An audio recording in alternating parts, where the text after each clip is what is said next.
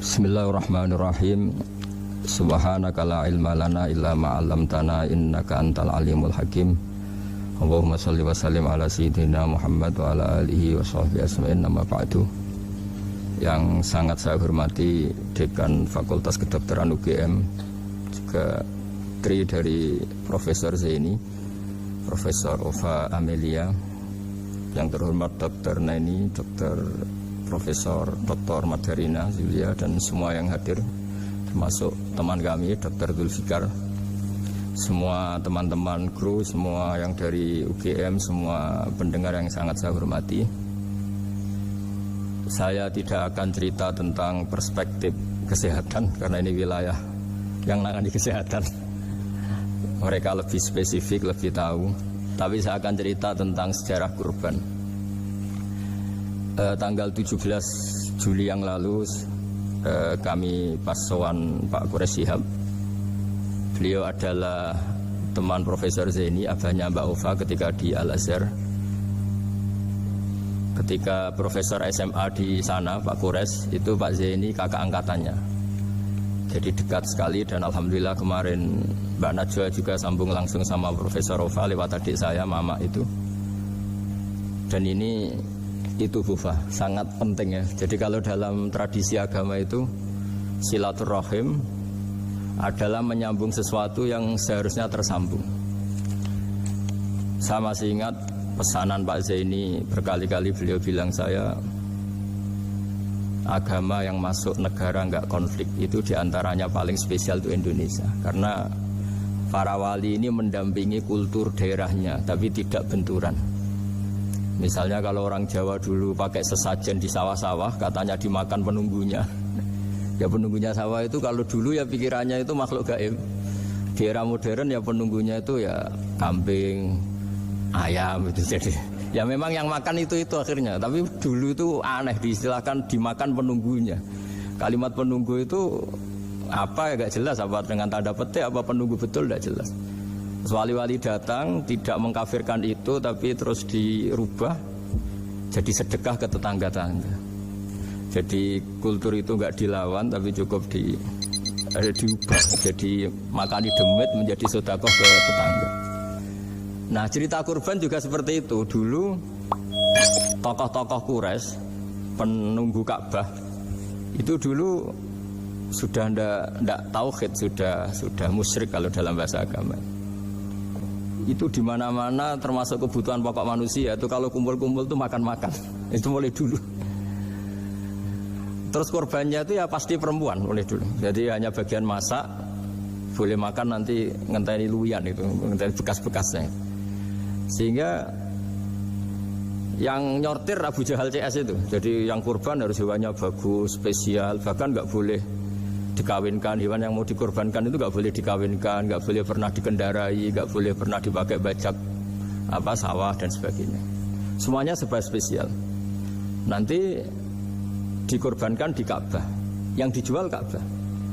Nah pertanyaannya, Ka'bah ini nggak pemakan daging, yang untung ya ketua-ketuanya ini, karena Ka'bah tidak doyan daging.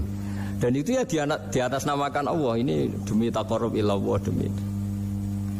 Sehingga mereka bilang waqalu hadhihi an'amu wa harsun hijrul la yat'amuha illa man nasa'u bisamihim.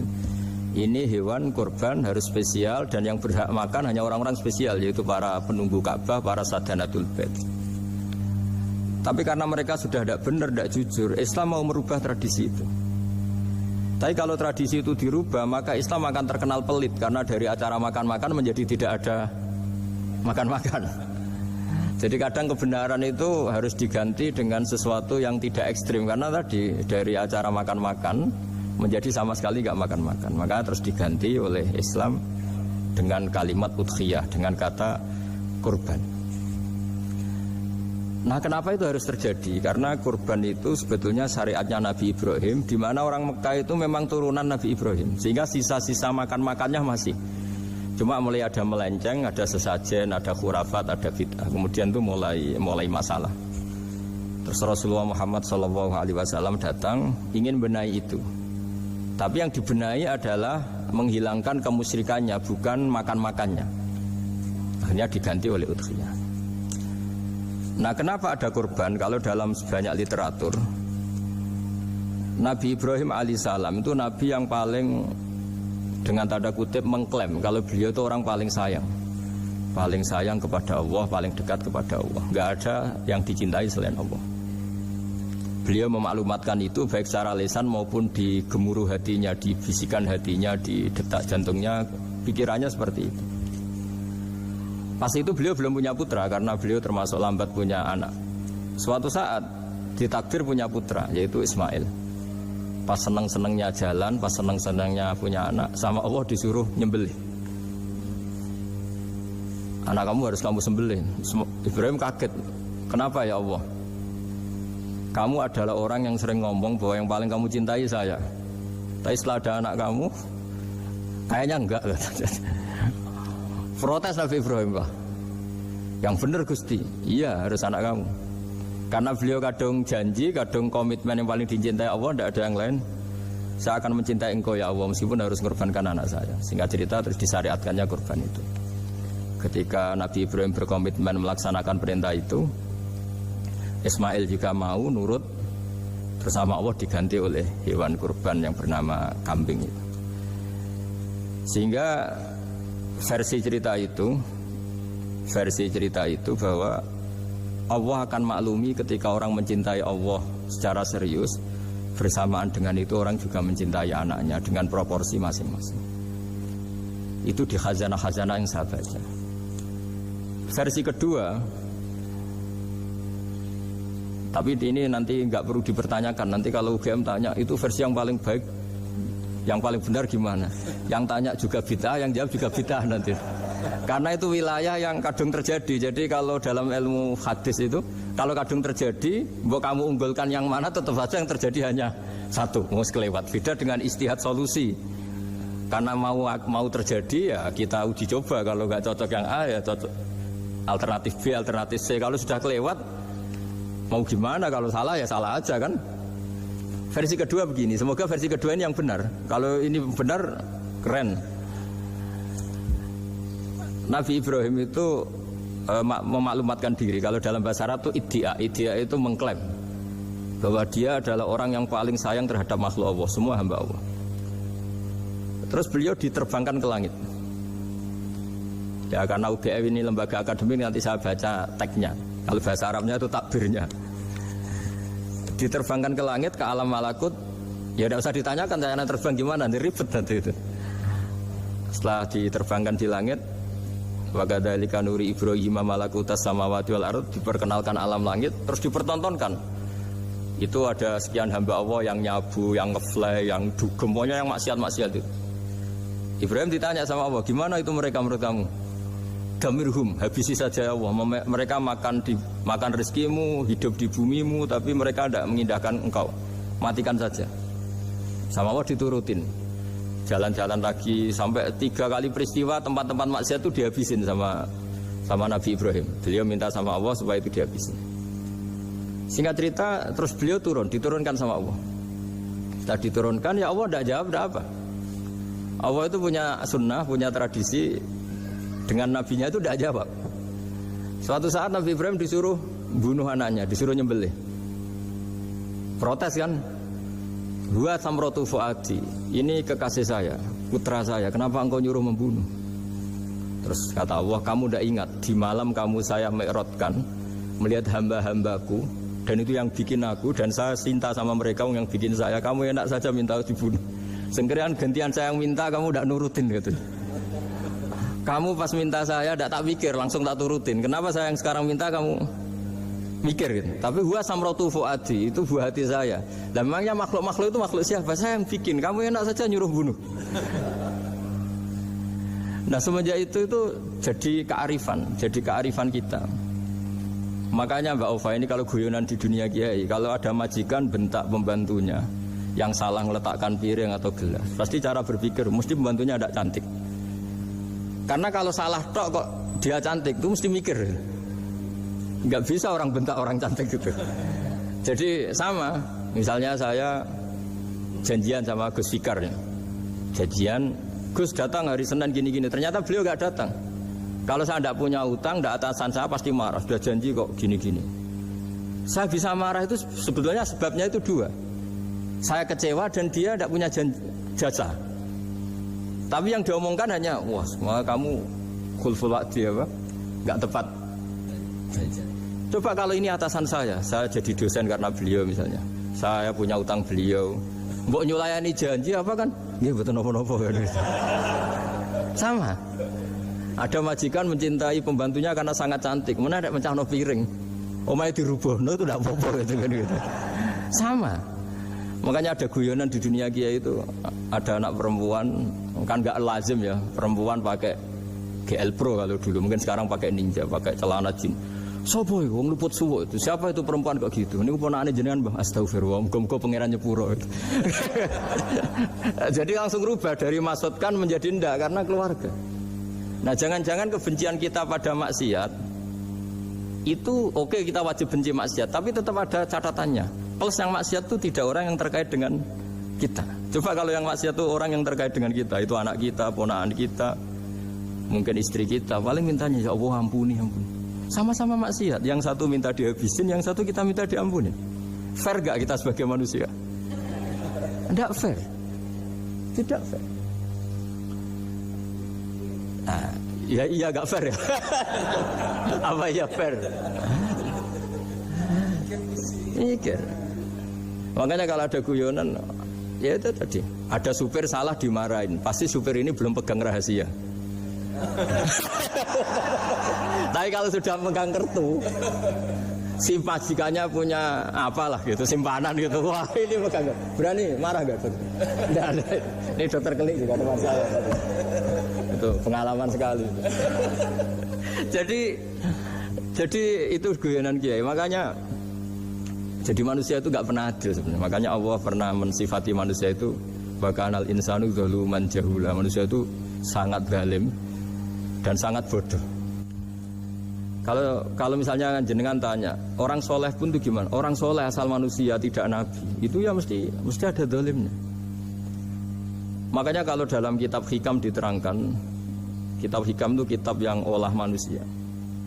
Itu menyebut begini, manusia itu siapa? Dijawab, manusia itu mangkanat mahasinuhu masawiyah. Orang yang ketika baik saja salah, apalagi ketika salah. Kita misalnya punya toko laris itu, doanya mustajab, laris, pembelinya banyak, kualitasnya bagus. Pasti ada toko sekeliling yang megap-megap karena orang sekarang ke kamu kan gitu. Sama di kampus ya gitu, kalau ada kampus besar yang lain pasti ke masjid, terhalangi karirnya di semua. Sehingga orang supaya terus merasa salah, Rabbana dzulamna anfusana, meskipun kita sedang benar pun. Saya termasuk kiai yang kalau ngelepas haji, mungkin yang haji itu mangkel. Karena saya tidak pernah muji-muji haji, meskipun saya melepas orang haji. Umumnya kiai kalau ada orang haji kan dilepas haji mabrur, tidak ada lain balasan kecuali surga. Saya itu karena pernah kecil, pernah dengerin masyarakat. Itu ngenes ketika si kiai pidato tadi ternyata ngenes. Ngenesnya seakan-akan surga itu hanya milik yang haji. Wah, nak koyo kula sepundi Gus wong kula ora kelar kaji.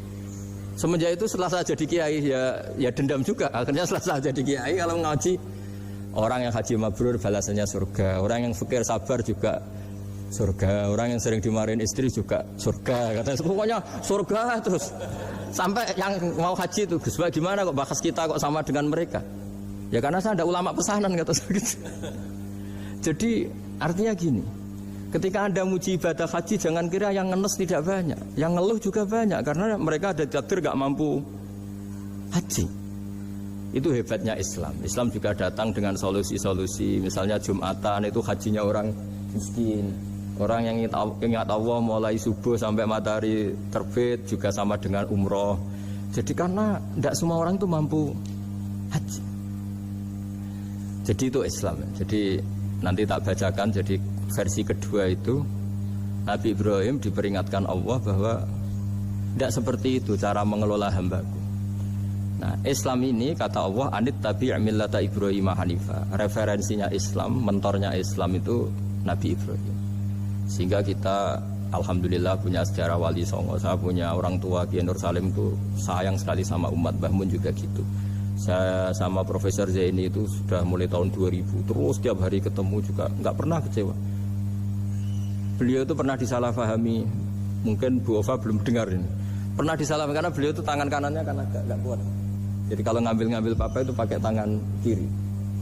Itu pernah disalahpahami ya, mungkin orang hasud karena tidak mengkonfirmasi langsung mengklaim beliau itu kiai profesor, kalau apa-apa pakai tangan kiri. Kira-kira pertanyaan sunnah rasulnya mana kan gitu. Beliau itu ya hanya corong Jawa itu berambang, agak nangis tapi tidak sampai keluar air mata tapi berambang.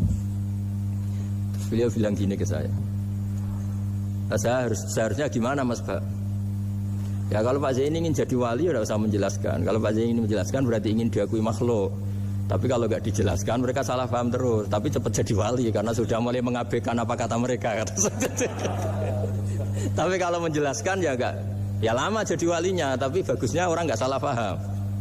Aja ini tertawa-tawa. Jadi wali apa enggak? Jadi saya tuh lama sekali sekamar dengan beliau ada di Badan Wakaf ya Mas Fajar ya. Badan Wakaf yang atas itu kan dulu tempatnya Pak Rektor kan kosong. Nah itu kita tempati sama Pak Zaini bertahun-tahun tiap hari diskusi. Dan nggak pernah ceritanya beliau itu penting karena seneng guyon. Memang khasnya ulama itu seneng guyon. Kemarin saya ketemu Pak Kures, beliau cerita, saya ini punya idola Gus Pak. Kalau manggil saya Gus kadang ya Pak. Dulu beliau doktor filsafat, lama-lama jadi Syekhul Azhar. Itu kalau ke kuliah pakai bis, kata Pak Kures pakai bis. Suatu saat di Al Azhar itu kan beda dengan di yang lain ya, agak-agak modern. Si gurunya ini, beliau itu karena banyak yang berdiri, beliau duduk ada perempuan berdiri, terus yang lelakinya berdiri, terus jatah duduknya dikasihkan perempuan. Perempuannya itu pakai pakaian yang agak minim, agak seksi lah, agak minim. Terus si Syekhul Azhar tadi saat itu belum Syekhul Azhar, punya 2 permen. Ini ceritanya Pak Kures punya 2 permen terus. Yang satu sudah dibuka, yang satu masih bungkusan masih ditawarkan. Silakan Mbak kamu milih yang mana? Milih yang masih itu. Padahal bukanya itu supaya lebih gampang. Ternyata milih yang masih bungkusan. Kenapa Mbak? Ya ini lebih steril karena pakai bungkusan. Oh iya. Itu pelajaran itu. Terus Pak Kures nantang saya. Gus Pak punya enggak cerita tandingan? Wah kalau saya kebalikannya Pak. Di kereta itu ada Cina, enggak khitan ya. Ketemu sama kiai kampung. Kenapa khitan? Enggak khitan juga sama gini-gini gitu. Terus dikasih pisang. Terus dimakan dikupas dulu. Kok udah langsung aja. Terus kata Pak Kures. Nah ternyata sama Pak Zaini sama Pak Kures itu dibalik ke profesorannya. Ceritanya itu ya guyon terus. Karena memang agama ini itu kalau masalah kebenaran itu serius, tapi di balik kebenaran ini yang perlu dicatat oleh semua yang mencintai agama ini, bahwa Allah itu tidak butuh taat kita. Dan Allah tidak akan gagal sebagai Tuhan karena maksiat kita. La tanfa'uhu ta'atuhum wa la tadurruhu maksiatuhum. Allah tidak akan ngefek ketika semua orang taat ya gak ngefek, semua orang maksiat juga gak ngefek. Karena Allah ini zat yang punya eksistensi sejati, sehingga hubungan kita dengan Allah itu tidak ngefek ke Allah, tapi ke kita sendiri. Sehingga mereka lebih rileks karena nggak merasa harus mati-matian bela Allah. Allah tetap Al-Qayyum, zat yang bisa berdiri sendiri. Sehingga di kitab-kitab itu ada bab namanya Mizahun Nabi, guyonan-guyonan Nabi. Itu ada babnya sampai di kitab Ihya, di kitab banyak lah kita. Masyhur itu suatu saat ada orang sepuh sowan ke Nabi karena sudah sepuh. Beliau pamit lah, kira-kira jam segini pamit, ya Rasulullah saya mau pulang karena nanti kemalaman. Karena beliau jalan kaki yang orang sepuh. Kata Nabi, dah tenang saja di sini, nanti pulang kamu udah jalan kaki. La ahmilan naki alab ninakoh, nanti kamu tak naikkan anaknya unta.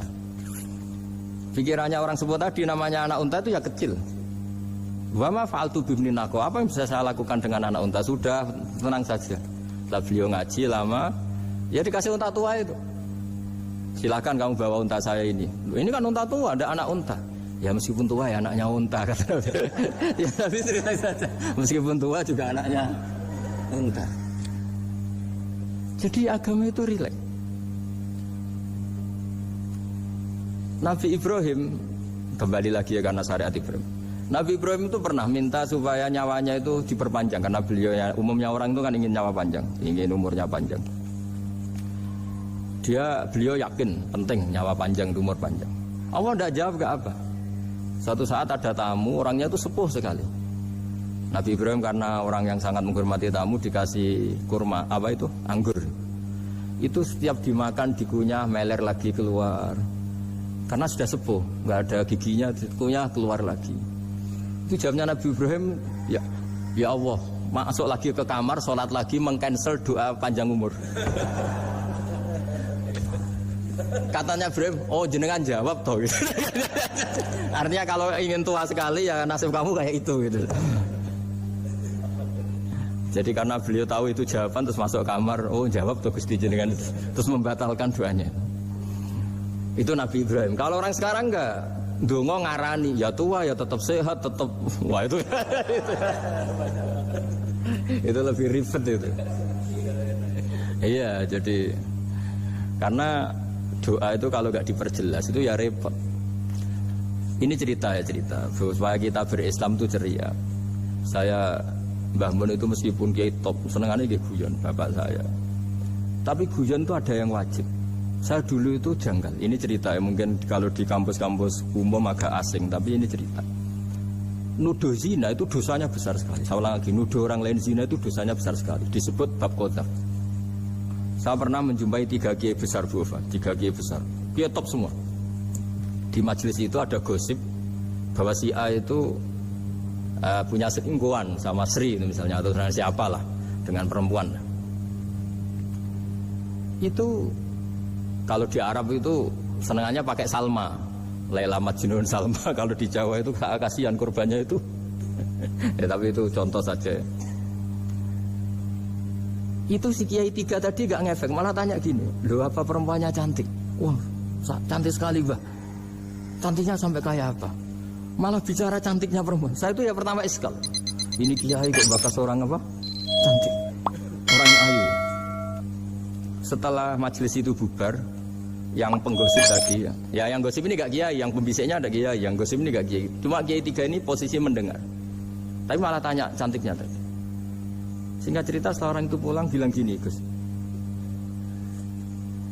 itu kalau saya bilang iya dengan gosip itu, saya ikut qadzaf, saya ikut menuduh orang lain zina. Itu dosa besar. Selain itu saya kiai, kalau saya bilang iya dianggap membenarkan. Maka untuk mengalihkan gak bicara nuduh, jadi guyon tadi. Jadi guyonnya itu karena kalau kita tadi bilang iya artinya mengiyakan. Dan itu artinya qadzaf, punya dosa besar karena nuduh orang lain zina. Diperparah dia kayak besar kan orang menjadi percaya karena yang ngomong bukan penggosip lagi tapi ya. Maka dialihkan tadi. Loh, ayo nucung. Sampai segitunya kearifan ini.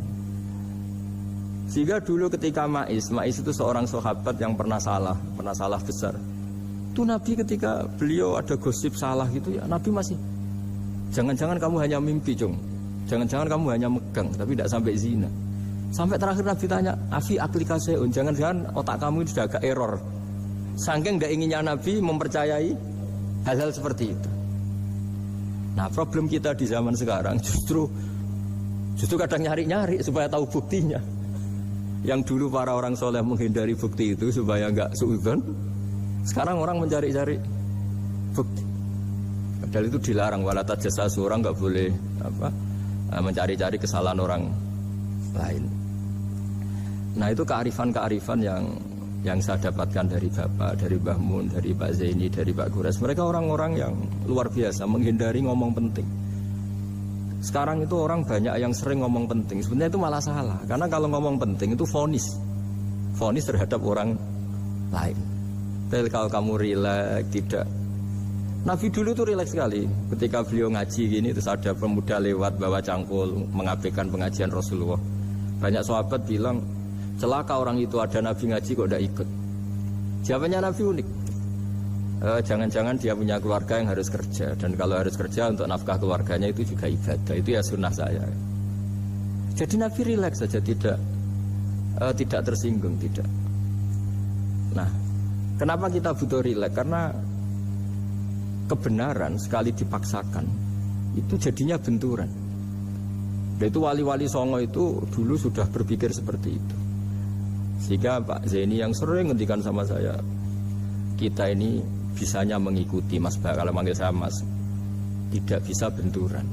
Sehingga tadi ada modifikasi dari sesajen menjadi sedekah, dari apa menjadi apa. Jadi tidak langsung benturan. Dan itu khazanahnya, bacaan-bacaannya banyak sekali. Termasuk peristiwa Udhiyah tadi. Jadi dulu kurban itu dipakai ajang orang-orang tokoh Quraisy supaya dapat daging yang bagus, di atas namakan Ka'bah. Jadi agama ini dijual mulai dulu.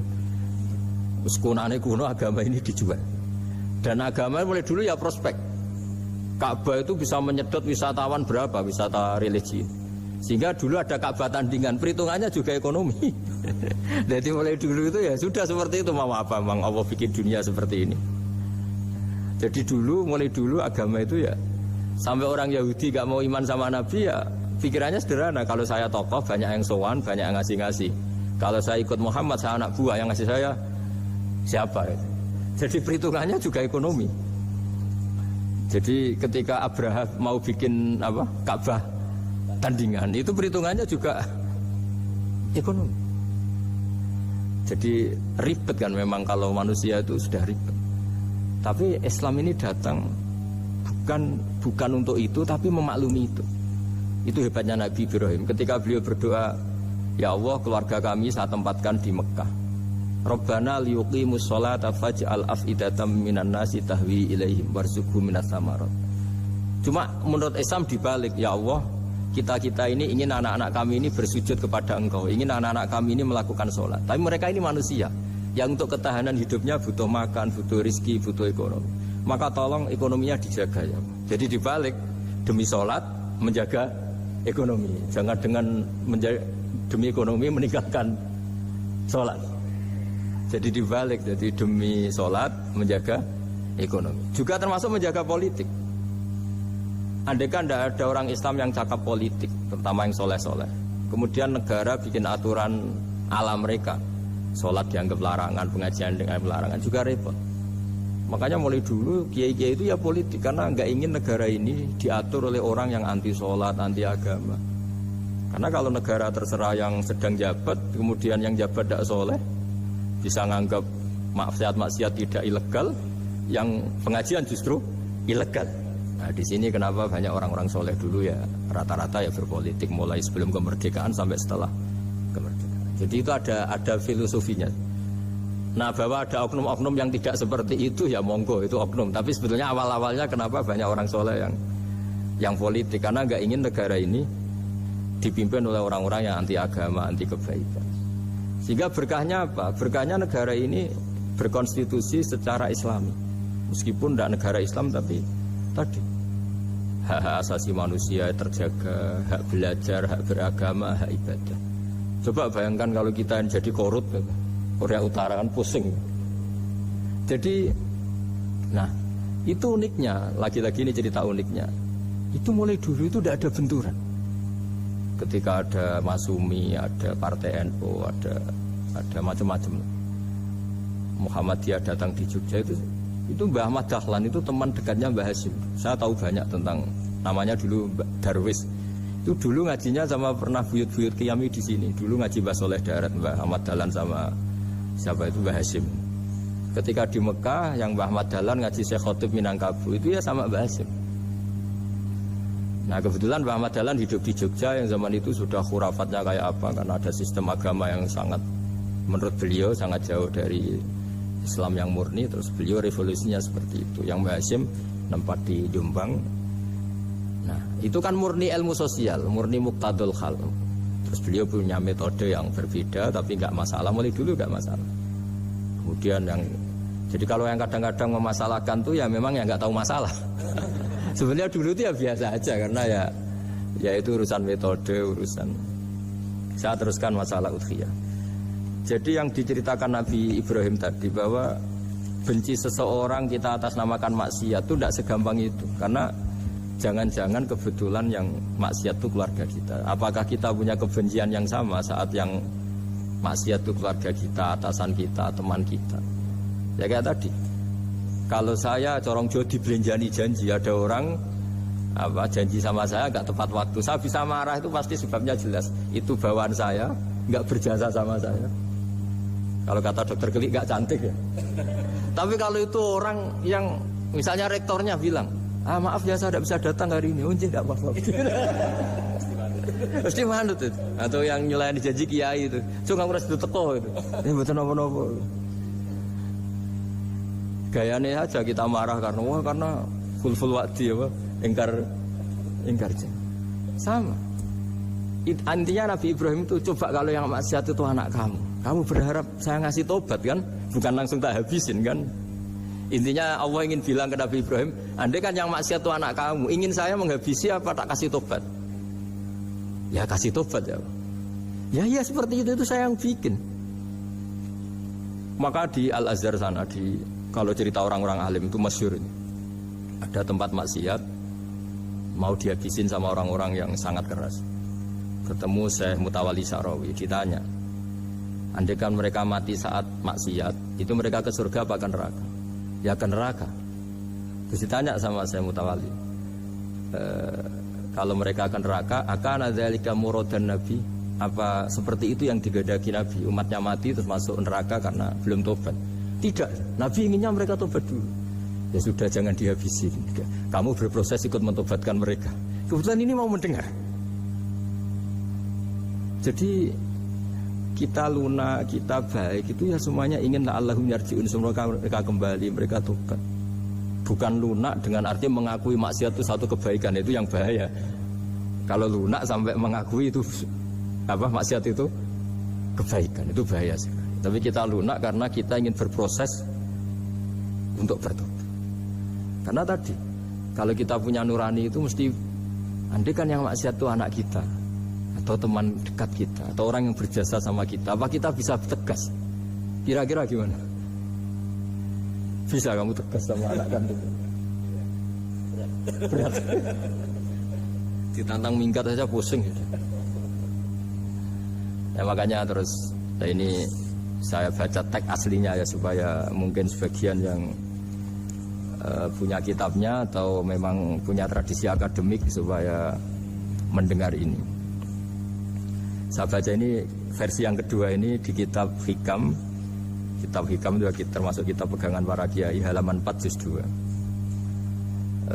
Diredaksikan gini, waqat adzaballahu ta'ala, ini masih tentang kurban. Waqat adzaballahu ta'ala khalilahu Ibrahim fi ba'di mawatinihi al-azimah. Jadi Allah kalau dalam bahasa Arab memberi teguran itu namanya takdib.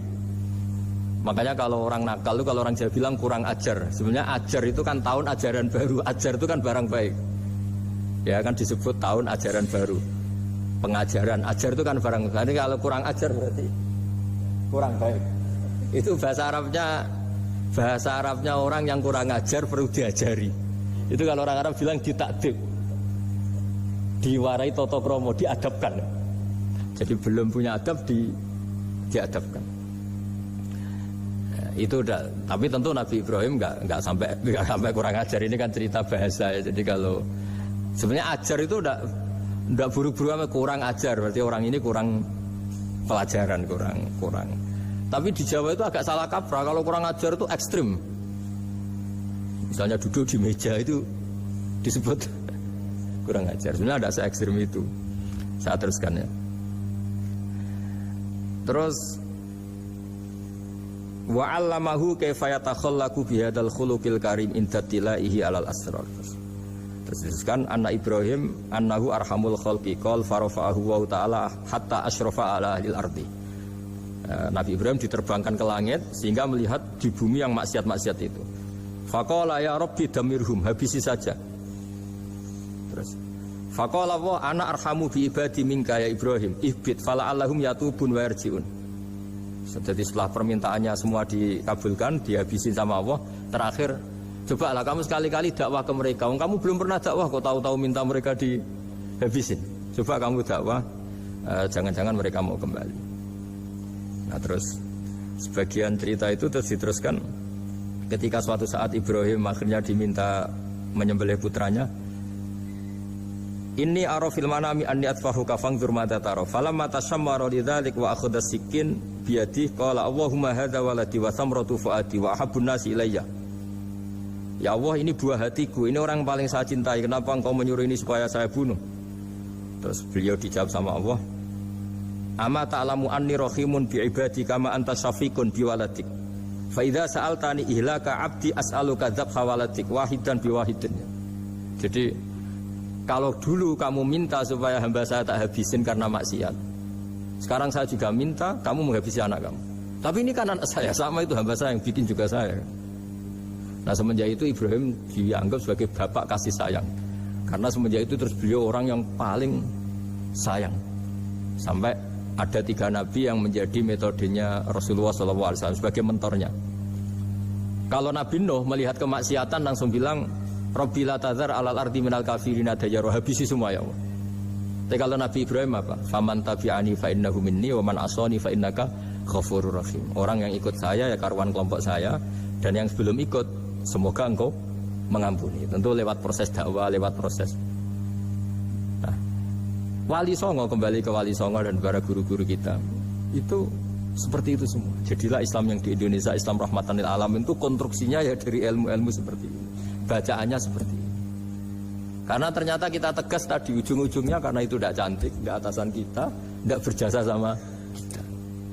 Kamu kalau ada supir telat, supir kok telat datang kantor gini, pasti supir itu belum pegang rahasia. Setelah pegang rahasia tak jamin aman itu meskipun telat. Karena lebih ngeri mesti.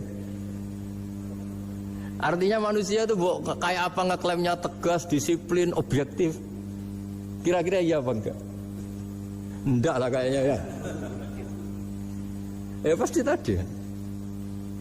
Nah itu yang makanya bapak saya kalau guyon sama saya itu, kalau umumnya orang itu kalau di dunia kayak muji istiqomah. Istiqomah itu konsisten jadi imam masjid, konsisten jadi guru, jadi apa. Kalau bapak itu sering guyon ke saya, iku istiqomah apa mau digenti wong liya katanya.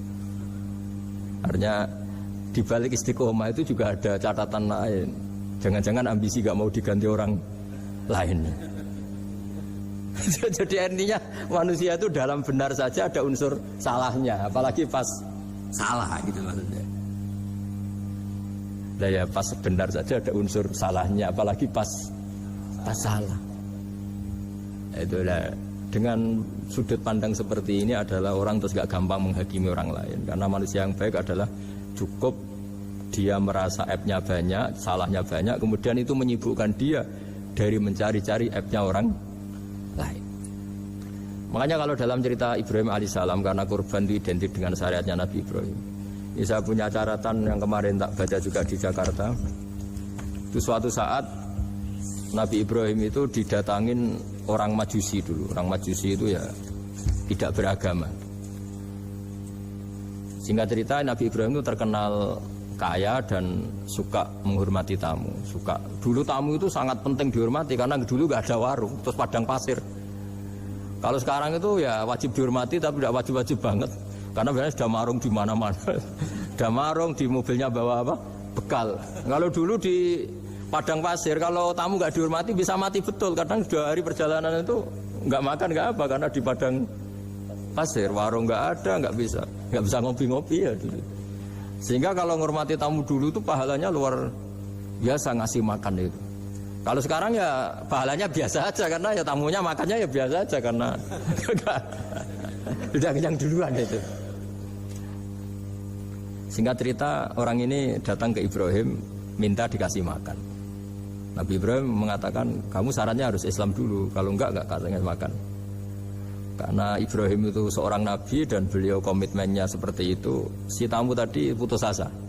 Akhirnya wala itu ya sudah meninggalkan Ibrahim. Setelah beberapa jangka Allah bilang ke Nabi Ibrahim, orang itu umurnya berapa tadi bilang ke kamu? 50 tahun. Pernah enggak orang itu kelaparan? Kata Allah, enggak, baru ini kelaparan. Terus kata Allah, mundu khamsina sanatan nut'imuhu ala kufri Falau nawal tahu lukmatan min ghairi antu talibahu bitahiri dinik lakana ahsan. Orang itu umurnya 50 tahun, itu ya tak kasih makan, padahal dia majusi.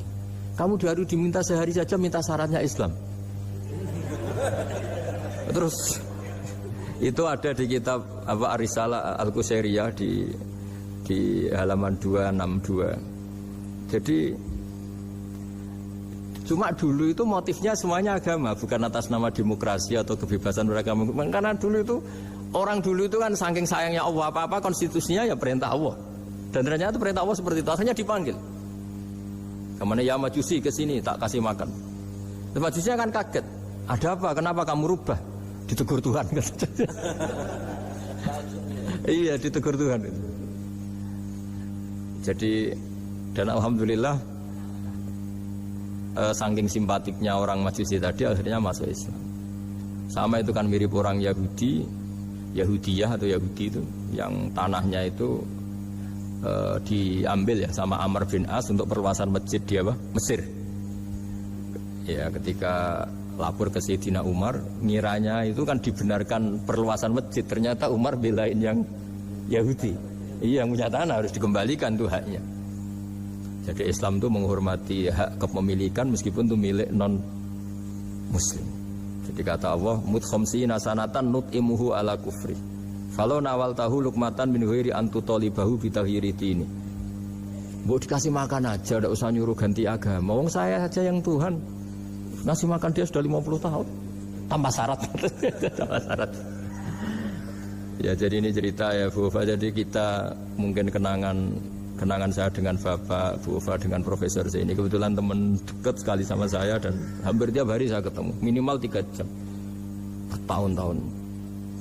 Sampai kalau kehabisan cerita akhirnya cerita keluarganya karena kesuwan belajar kan akhirnya cerita keluarga. Maksud saya tadi ini saya cerita ini barang baik ketika beliau pernah ditahan karena aktivis dulu. Itu pas mau lahirnya Bu Aufa, terus beliau berdoa mati-matian delalah dibebaskan. Beliau sempat nunggui kelahirannya Bu Aufa ini terus dinamai Aufa Amalia. Itu kalau dalam bahasa Arab itu Aufa itu Allah memenuhi apa yang saya angen-angen. Jadi itu ceritanya itu gitu. Jadi nama itu spontan aja ketika iya, jadi beliau itu aktivis dulu.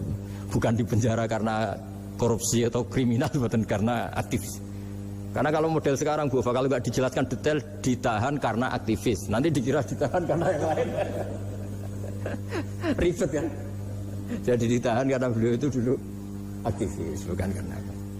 Ya saya kira demikian. Monggo kalau ada sesi tanya jawab, kalau tapi yang ringan-ringan saja nanti jadi serius. berapa pertanyaan? Apa waktunya? Pakai waktu 10 menit ya. Ini pas. Iya, terima kasih Pak Gus Baha yang sudah menyampaikan cukup baik ya untuk pencerahan kita semua terkait dengan bagaimana kehidupan bermasyarakat dan bagaimana kita mensikapi salah benar, begitu juga terhadap orang-orang yang mungkin selama ini tidak kita duga, ternyata banyak hal-hal yang kita dapatkan pada sore hari ini. Saya yakin dari pemirsa atau dari Bapak Ibu yang hadir secara langsung maupun virtual ada hal-hal yang akan ditanyakan. Kita masih punya waktu cukup kurang lebih 1/4 jam. Oh, kelamaan ini. Kelamaan, iya. Tadi 10 menit perjanjiannya. Tadi 10 menit. Iya. Pas kami persilakan dari yang hadir terlebih dahulu. Sudah sangat jelas berarti. Sudah pinter semua. Ya, ini ada pertanyaan. Yang pertama katanya, Assalamualaikum warahmatullahi wabarakatuh. Pak Gus Baha, dalam ingin bertanya dan ingin tahu bagaimana supaya kita bisa selalu berpikir nubuwah di setiap peristiwa yang menimpa kita di kehidupan sehari. Semoga. Gimana? Ulang lagi. dalam ingin bertanya dan ingin tahu bagaimana supaya kita bisa selalu berpikir nubuwah di setiap peristiwa yang menimpa kita di kehidupan sehari-hari.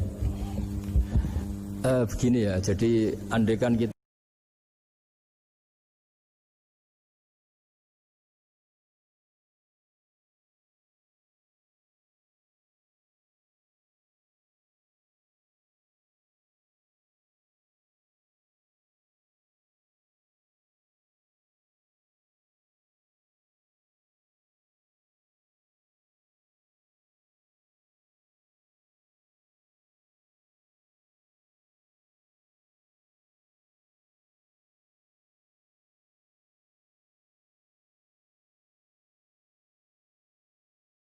kalau kamu ingin makan enak, kata si miskin ya ingin, gampang makan enak itu. Kamu sangat lapar, nanti semuanya juga enak.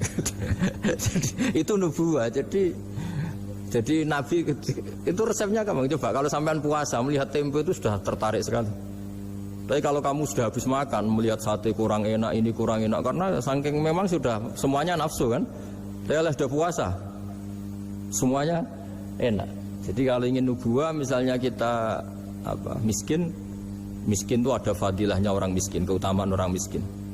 Itu malaikat ngauditnya bingung karena mau diaudit apanya, nggak punya apa-apa kan. Jadi artinya barokahnya miskin, kita hisabnya juga ringan, mau diaudit apanya nggak punya apa. Iya kan? Nah, yang orang kaya, barokahnya kaya bisa amal, bisa ikut bantu masjid, bantu madrasah, bantu kebaikan. Nah, itu berpikir nubuah. Terus kedua, terbiasakan yang agak unik, ini mungkin wilayah medis. Yang agak unik dalam Islam itu mimpi itu mimpi. Itu sama kenyataan itu tinggi mimpi derajatnya. Andai kan orang masih zaman orisinil, mimpi sama hidup nyata itu hebat mimpi. Karena begini, misalnya saya melihat ibu-ibu sama bapak-bapak melihat langsung seperti ini. Saya mesti berpikir nafsu. Kalau yang saya punya kepentingan ini tak anggap orang prospek, kalau yang nggak punya kepentingan tidak prospek. Pertanyaannya adalah orang yang saya anggap prospek bisa membantu saya, ternyata jenisnya kikir. Yang tak anggap tidak prospek ternyata jenisnya dermawan. Kita kan sebenarnya nggak tahu. Lalu pertanyaannya, pandangan kita terhadap orang lain itu berdasar fakta apa berdasar harapan? Berdasar harapan. Tapi kita ngeklaim seakan-akan itu fakta. Nah, beda dengan mimpi. Asal tidurnya benar loh ya, tidak muakan banyak terus ngorok tidur itu. Tidurnya benar, misalnya kita posisi normal, wudu, setelah wudu baca ayat kursi terus tidur kayak posisi orang meninggal ya, mujur utara ya. Ya, pokoknya kayak orang meninggal itu. Ya, utara dan selatan terus menghadap kiblat. Itu kalau mimpi. Itu ada alamat-alamat yang lebih orisinal daripada kehidupan nyata. Ini contoh agama. Nah, artinya gini, makanya Nabi pernah ngendikan mimpi itu bagian dari 46 dari bagian kenabian. Itu jumlahnya 46%. Tapi ya tidur yang seperti tadi. Artinya gini, sarana kita bisa mendeteksi alam gaib, kalau boleh dibahasakan alam gaib, itu sebenarnya orang Islam itu masih punya sarana satu, yaitu mimpi. Karena dengan mimpi ini semua organ kita, semua sistem kita itu kayak off. Setidaknya sistem keinginan kita. Yang ada adalah pemberian gitu, cara berpikir agama ya. Saya tidak tahu kalau cara berpikir medis ya. Jadi kalau orang tidur, itu sistem keinginannya dia kan habis, hilang. Yang ada keinginan Allah. Jadi dia posisi diberi. Tapi kalau kita terjaga gini, melihat orang lain, wah ini prospek, ini enggak. Padahal faktanya orang ini yang kita sebut prospek ternyata antipati sama kita atau enggak keinginan nolong kita. Yang kita bilang enggak prospek justru orang yang di hatinya ingin menolong kita. Kan enggak pernah tahu gitu. Makanya banyak orang salah pilih kan di situ. Karena bagaimana orang lain kamu vonis atau kamu hakimi, kamu statuskan sesuai keinginan kamu. Kalau mimpi kan enggak bisa. Nah sehingga kalau dalam penelitian Bu, kenapa Nabi itu, mimpinya Nabi itu wahyu. Ya kan kalau dalam agama kan mimpinya Nabi itu wahyu. Karena tidurnya normal gitu. Normal artinya kelas A tadi lah. Makanya banyak orang awam pun yang wah sing tak sekseni persis mimpiku, yang saya saksikan persis mimpi saya. Orang awam saja ngalami apalagi yang Nabi. Nah, artinya untuk mendeteksi nubuah selain tadi ya, Kita kan seperti yang saya ceritakan berkali-kali, kalau ingin nubuah itu sebenarnya gampang. Maksudnya bermental nubuah. Kalau saya sekarang hidup, ya anggap saja bisa melakukan kebaikan lagi. Kalau sekarang saya mati atau akan mati, anggap saja mati itu mengakhiri semua potensi keburukan Anda. Sekarang mungkin kita ada zina, ada korupsi, ada maling, tapi siapa yang bisa menjamin bahwa kita tidak akan maksiat di masa depan? Dengan mati potensi itu hilang. Makanya Nabi melihat mati itu ya sederhana. Wa tawaffani idza kanatil wafat khairan li. Ya Allah, hidupkan kami ketika hidup kami menambah kebaikan. Matikan kami jika mati itu mengakhiri kejahatan. Jadi Allahumma ij'alil hayata ziyadatan li fi kulli khairin wal mauta rahatan li min kulli syarrin. Ya Allah, ketika saya hidup, ya anggap saja ini potensi menambah kebaikan. Kalau saya mati, ya anggap mawon mengakhiri semua kejahatan. Sehingga ya mati itu pasti baik. Makanya kalau ada koruptor, ada preman mati, kalau kiai-kiai saya baik ya, sampai orang-orang tidak ikhlas. Baik di mana orang penjahat gini? Padahal kiainya di hatinya, ya baik sekarang tidak penjahat lagi, sudah mati. Nah itu ada ilmunya sebenarnya, karena kematian itu punya sisi positif. Orang tidak bisa jahat lagi. Ya saya kira demikian. Oke, ini ada pertanyaan berikutnya, Pak Sahar. Ketika kita menyembelih sapi atau kurban yang kita kurbankan, kalau dilihat tampilan itu sehat ya, namun ketika disembelih itu ada beberapa bagian, misalnya hati, limpa itu terpelsi cacing. Apakah yang sebagian terpelsi ini membatalkan syarat kita kurban? Setelah itu apakah kita akan mengganti hewan atau bagaimana? Makasih. Kalau Islam ya, Islam kan istilahnya masyhur itu ya dalam pegangan ilmu usul fikih. Nahnu nahkumu bidzahir, kita ini hanya berpegangan yang kita lihat. Jadi kalau secara medis, secara apa sudah diperiksa oleh dokter-dokter hewan dinyatakan sehat, ya itu sah. Bahwa faktanya nanti ada limpa atau hati yang terinfeksi, ya itu nggak usah dimakan tentu, tapi korbannya tetap sah. Nah beda dengan misalnya suatu saat mungkin ya ada satu kemampuan observasi medis yang komprehensif sampai hewan yang lahirnya sehat, bisa dideteksi ini ya mungkin kalau milih itu karena harga murah ya menjadi dasar kan, karena motifnya kikir. Tapi kalau dari awal tidak tahu ya tetap sah itu, tetap sah. Ya, sambil nunggu pertanyaan, ini ada beberapa mungkin titipan pertanyaan. Titipan pesanan. Pesanan ya. Sudah kayak partai politik. Bahwa ya kalau dulu kan misalnya Nabi Ibrahim itu memang orangnya sudah Islaminya kuat, dengan Allah itu memang sudah percaya dan memang pasrah gitu ya. Ketika ingin menyembelih putranya itu adalah untuk peningkatan keimanan atau ketakwaan. Nah kira-kira dalam aplikasi sekarang, kira-kira apa yang kira-kira bisa menyamai seperti itu? Kita misalnya sebagai orang kesehatan, sebagai pendidik, mungkin sebagai karyawan, kira-kira apa yang menyamai keimanan atau ketakwaan seperti itu, Pak? Oh ya, jadi saya punya kitab namanya Khilyatul Auliya. Di situ ada beberapa catatan orisinil ya yang ada di kitab Taurat, Injil yang masih orisinil. Karena perawinya, pencatatnya itu orang yang Coro Jawa menangi lah, yang pernah neliti itu. Itu diantara yang diceritakan di kitab-kitab itu adalah memaklumatkan diri, bikin sarana publik yang mudah dimengerti. Jadi kita pakai contoh yang awam saja ya. Kita tahu kalau itu bidan karena di situ ditulis bidan siapa, Sri Handayani misalnya. Di situ dokter gigi ditulis dokter gigi. Kita tahu itu dokter gigi. Toko juga gitu, ini toko bangunan. Terus kita tidak salah pilih. Masa beli lipstik di toko bangunan? Semua itu barokahnya tulisan itu. Barokahnya maklumat itu. Nah, dulu yang dituhankan itu berhala. Berhala itu barang fisik muncul. Akhirnya nggak ada pilihan lain, orang menyembah berhala karena itu yang dimunculkan. Sehingga agama ini syaratnya harus muncul. Yuzhirahu ala dini kulli. Agama ini harus muncul. Duhur itu maknanya muncul. Makanya dikatakan waktu sholat duhur karena di mana waktunya sangat jelas. Karena maknanya duhur itu muncul. Nah, Nabi Ibrahim itu Nabi yang setiap malam munajat itu doanya gini ya, enggak doa ya, kayak bergumam emosi. Tapi emosinya Nabi. Ya Allah, dunia ini tidak fair. Engkau zat yang begitu penting, Engkau Tuhan yang mengatur alam raya ini. Kemudian orang tidak mengenali Engkau. Coba betapa buruknya bangsa Indonesia kalau nggak tahu kalau presiden itu Pak Jokowi misalnya. Atau orang UGM nggak tahu rektornya itu Pak Manut misalnya, dekannya Bu Ova di kedokteran, itu kan lucu. Atau anak kamu nggak tahu kalau kamu orang tuanya, itu kan mangkel loh betul itu. Tahu saja enggak. Nah, Ibrahim itu tiap malam gitu. Dunia ini tidak fair. Engkau Tuhan yang begitu penting menciptakan langit bumi, kemudian manusia itu tidak mengenali Engkau, bahkan menyembah selain Engkau. Wah itu. Nah, supaya Allah diketahui gimana? Terus ada simbol-simbol itu. Ada masjid, ada pengajian, ada macam-macam. Nah, ilmu sosial juga gitu. Mungkin ya banyak lah orang yang tanpa korban pun sedekah daging sama tetangga atau ngasih uang sama temannya untuk nyate gitu. Tapi ini nggak bisa dimaklumatkan. Yang bisa dimaklumatkan adalah pas udhiyah, pas korban. Jadi intinya gini, kebenaran itu menjadi baik itu kalau dimaklumatkan terus orang lain mudah mengakses.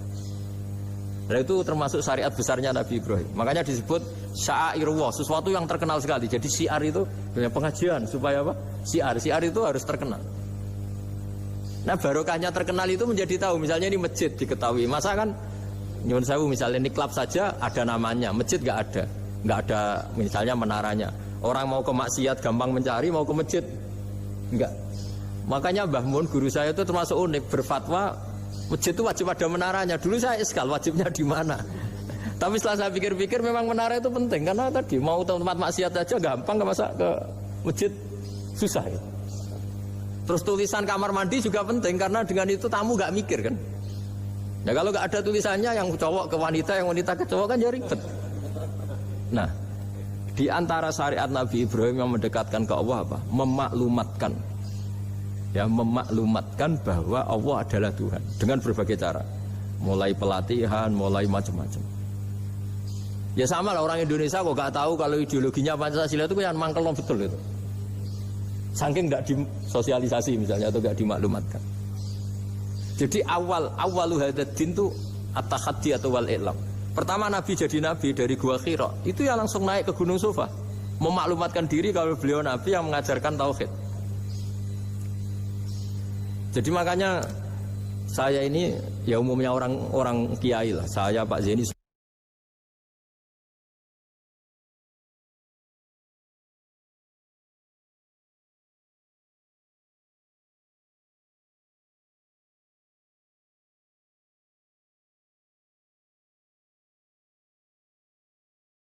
semuanya. Itu sebenarnya inginnya juga orangnya. Karena apa? Karena tidak tahu kan. Makanya pertama kali ibadah sama Allah itu apa? Ma'rifatullah. Coba pertama ibadah itu apa? Ma'rifatullah kan, mengenali bahwa Allah itu Tuhan. Jadi itu yang paling penting. Kalau tidak tahu, ya misalnya di pondok saya ini terus dianggap Pak badhe metuki sinten lho, aku kiai deh citra kan kenyak uang gitu. Jadi makanya Nabi Ibrahim itu mangkelnya kayak apa? Wong dunia ini milik Allah, kemudian orang-orang ini nggak tahu Allah itu siapa. Taunya makhluk kayak berhala, kayak apa yang malah dianggap Tuhan. Nah ya itu jadi kalau ingin dekat Allah dalam konteks modern ya maklumatkanlah kebenaran ini. Sampai kebenaran ini mudah diakses, mudah dipelajari, mudah dipahami karena tadi dimaklumatkan. Ya saya kira demikian. Ini tetap. Oke, terima kasih. Masih ada? Oh ya, ini ada. Terakhir ya? Masih 1, 2, 3, 4. Oh ya kalau gitu. Banyak ini ternyata. Ya, yang berikutnya dari Umi Zakiyah Malang. Assalamualaikum Pak Gus Baha. Berkaitan dengan langkah-langkah ibadah haji, tentang apa yang dilakukan oleh Nabi Ibrahim, yaitu wukuf. Apakah betul saat yang di layarnya kok beda? Yang Umi Zakiyah,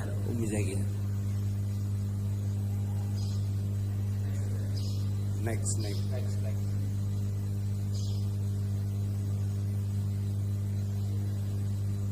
Firman terus iya. banyak. Terus harus dibatasin. Oh iya. Iya nanti kita batasi. Kok nanti ya? Ini soalnya sangat menarik ini. Iya. Ini ada Dewi Ismi. Apakah benar? Ya ini, apakah benar kisah penyembelihan Ismail itu dipalsukan? Wah, itu jawabnya gampang, nggak benar. Apa hubungan kurban dengan Idul Adha yang secara harfiah artinya perayaan atau merayakan waktu duha? Ya. Nah, monggo. Kalau cerita penyembelihan Ismail itu jelas benar ya, karena ada di Al-Quran. Jadi yang jadi perdebatan mufassir itu apakah benar-benar Ibrahim itu sampai menyembelih, maksudnya sampai meletakkan pisau di leher, apa setelah berkomitmen mau menyembelih sudah dibatalkan Allah karena Allah menghormati apa?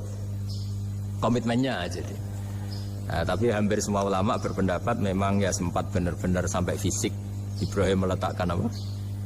Pisau di lehernya, kemudian lam yu'assir syai'an, misalnya tidak membekas sama sekali terus diganti itu. Jadi cerita itu populer sekali. Tapi yang penting adalah tadi cerita saya bahwa itu karena Ibrahim pernah mengklaim beliau cinta Allah itu enggak tertandingi oleh makhluk apapun. Terus diuji ketika punya anak, mencintai anaknya. Terus diuji dengan cara kalau kamu betul hanya mencintai saya, ya anak kamu sembelih itu. Ternyata mau juga, berarti betul gitu. Tapi setelah betul ya sudah tetap normal lah tetap. Tapi tidak usah dipraktekkan nanti kalau. Terus kalau masalah udhiyah itu bukan kaitannya dilakukan waktu duha, ndak. Memang duha yudhi tadkhiyatan itu artinya ya menyembelih yang memang kebetulan waktunya setelah sholat. Nah, waktu sholat itu kemudian bisa dibahasa Arabkan waktu duha. Jadi ya memang saling terkait. Kalau bahasa Arab itu memang semuanya begitu. Jadi kalau orang yang perilakunya baik itu disebut Muhammad, orang yang terpuji. Sehingga Nabi Muhammad punya nama lain namanya Ahmadu, saya memuji Allah. Kan Hamidah Ahmadu, kalau ingsun Ahmadu saya memuji. Jadi kalau bahasa Arab memang itu bofa. Kalau bahasa Arab itu memang unik. Bahasa Arab itu semuanya itu merujuk kosakata. Makanya kalau Pak Quraisy menulis tafsir itu mesti melibatkan kosakata. Kayak Rasul itu asli maknanya Rasul itu ya utus.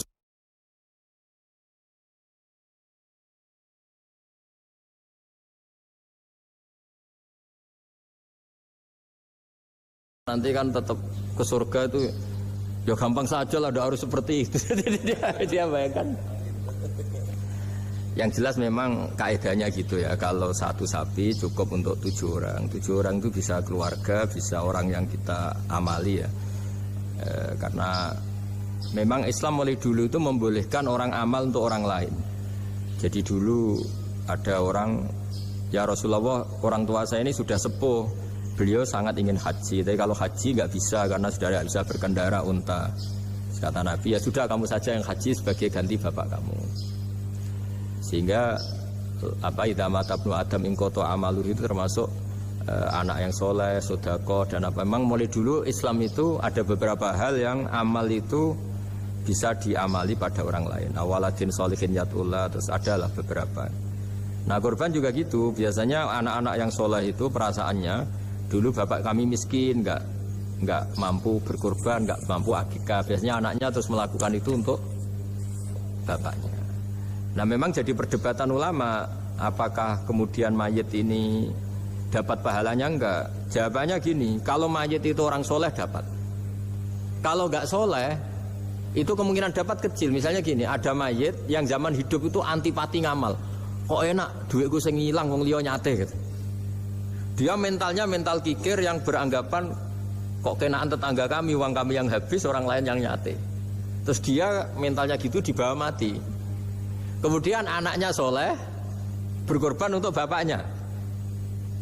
Nah yang seperti ini ada potensi gak sampai karena dia tidak pernah punya niat. Itu beda dengan orang yang zaman hidup memang ingin korban, cuma secara ekonomi tidak mampu. Makanya pentingnya innamal a'malu binniyat itu di situ. Amal itu terserah niat. dalam banyak sarah, ya, sarah itu penjelasan yang rinci, itu dijelaskan kenapa orang mukmin masuk surga selama-lamanya padahal dia jadi mukmin hanya 80 tahun. Misalnya kita hidup di dunia kan rata-rata 80 tahun. Karena dia berkomitmen andikan hidup 1000 tahun juga tetap mukmin, andikan hidup 2000 tahun ya tetap mukmin, tetap sholat. Setiap orang soleh perasaannya gitu. Andikan kita hidup 2000 tahun juga tetap seperti ini kan, ya tetap sholat, tetap. Sehingga karena niat itu dia diganjar surga selamanya. Karena dia bayangkan andikan di dunia selamanya juga akan iman selamanya. Nah, orang kafir juga berkomitmen gitu, yang belum rubah maksudnya. Kalau dia hidup ya akan kafir terus. Ya, makanya dia kafirnya 80 tahun, misalnya hukumannya juga neraka yang lama sekali karena. Nah, kira-kira itulah. Makanya kalau mayat tidak soleh ini kita yang sebagai ulama berdebat karena tadi itu kan ibarat gini, ada mayat sama sekali nggak pernah sholat, bahkan dulu itu mengkritik orang sholat, terus dia mati, anaknya jadi orang soleh sering tanya saya, Gus sholatnya bapakku tak kodoin ndak? Wong era sholat kodoin yuk aku hati kan. Beda dengan misalnya kita punya bapak soleh misalnya, terus pas beliau koma ya kayak misalnya ini koma 2 hari kan keluarganya kalau ngodoi kan paling 2 hari pas koma. Lah ini orang nggak sholat mulai kecil sampai tua sampai mati. Anaknya soleh tersiksa, anak saya tak kodoi. Lah bapakmu sholat boten. Wah ya kesel gue. Sudah kesel, orang ini nggak pernah berkeinginan sholat. Kan beda dengan Nyon Sewu ibu saya atau bapaknya Mbak Ova. Memang ibu saya ya tidak sholat tuh karena sudah koma atau sudah apa, sudah banyak alat-alat medis yang terpasang. Ini cara ngodoi jumlahnya ya jelas. Dan sungguh karena memang beliau andikan sehat komitmennya juga sholat. Nah ini yang orang kadang salah kaprah. Bisa enggak amal sampai mayit? Sebetulnya di dunia ulama perdebatannya bukan masalah sampai tidaknya. Mayitnya ini siapa? Gitu. Kalau mayit ini soleh jelas. Dawe Nabi man sana sunatan hasanatan falahu ajruha wa ajruman amila biha ila yaumil qiyamah. Orang baik kemudian mengajarkan kebaikan pasti dia dapat investasi kebaikan itu. Dan siapapun yang meniru dia dapat sahamnya. Itu nggak ada perbedaan antara NU, Muhammadiyah, Wahabi, semuanya sama. Yang debat itu yang nggak paham. Tak jamin itu yang debat itu yang nggak paham. Wong hadisnya jelas sahih apa? Siapa yang mensyariatkan kebaikan, kemudian kebaikan itu ditiru oleh orang setelahnya, maka dia akan dapat kebaikan itu dan kebaikannya orang yang meniru itu. Itu kan hadis sahih, nggak ada perdebatan sama sekali. Ya terus yang terakhir ini, terakhir betul itu. Ya sudah. Iya. Kalau dituruti mungkin sampai Isya nanti ya nggak selesai nih, pertanyaannya masih cukup banyak. Ya, terima kasih atas pencerahannya. Mudah-mudahan kita bisa mengaplikasikan dalam kehidupan kita sehari-hari. Untuk berikutnya agar kita mendapatkan hidayah, petunjuk dari Allah dan lebih barokah, kita akan menutup doa. Sebelumnya saya sebagai moderator, apabila ada kekurangan, kekhilafan, saya mohon maaf yang sebesar-besarnya. Dan apabila ada kebenaran, itu betul-betul dari Allah Subhanahu wa Ta'ala. Untuk selanjutnya doa penutup kami persilahkan kepada Gus Bah untuk menutupnya. Bismillahirrahmanirrahim. Ahmaduka bi anna lakal hamda la ilaha illa anta al-hanan manan. Ya badi'as samawati wal ardi ya hayyu ya qayyum la ilaha illa anta. Antar rizqana ya husna tawajjika wa tahati. Wa sholli wa sallim ala nabiyyika Muhammad wa ala alihi wa sahbihi wasallam. Wa maj'alna aminin salimin mu'afin min kulli bala'in ya akhir. Waj'al ya Allah istima'ana hadha istima'an mubarakan ma'suma wa ikhtiratana ba'da hadhihi ikhtiratan mahfuza. Innaka ala kulli syai'in qadir. Innaka ala kulli syai'in qadir. Innaka ala kulli syai'in qadir. Allahumma yassir wa la tu'assir wa ma yassir wa la tu'assir wa ma yassir wa la tu'assir. Fa inna taysira al-asira 'alaika yassir wa anta ala ma tasha'u qadir. Rabbana atina fid dunya hasanah wa fil akhirati hasanah wa qina adzabannar. Sallallahu ala sayyidina Muhammad wa ala